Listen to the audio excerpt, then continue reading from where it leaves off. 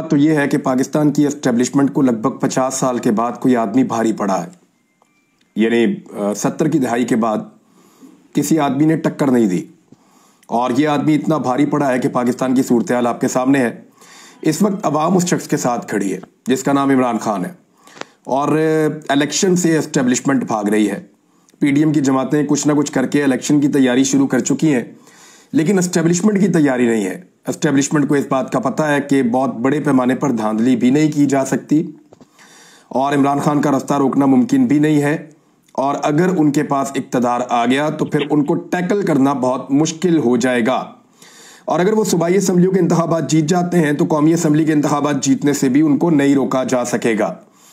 अब एस्टेब्लिशमेंट पूरी कोशिश कर रही है कि किसी भी तरह इंतखाबात को रोका जाए।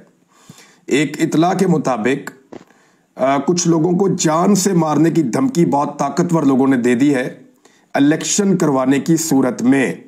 अब ज्यादा तफसीलात में जाएंगे तो फिर मुकदमात की तादाद में इजाफा होगा, मजीद नहीं होगा। पाकिस्तानी समझते हैं, उनको पता है कि मैं क्या बात कर रहा हूं। इमरान खान साहब के ऊपर 76वां मुकदमा दर्ज हो गया है। अब एक नई पॉलिसी बनाई है पाकिस्तान की एस्टेब्लिशमेंट ने और पाकिस्तान की जो मौजूदा इंपोर्टेड हुकूमत है, इन्होंने मिलकर पॉलिसी ये है कि इमरान खान साहब को मैक्सिमम दीवार के साथ लगाया जाए और उनका घर से निकलना मुश्किल कर दिया।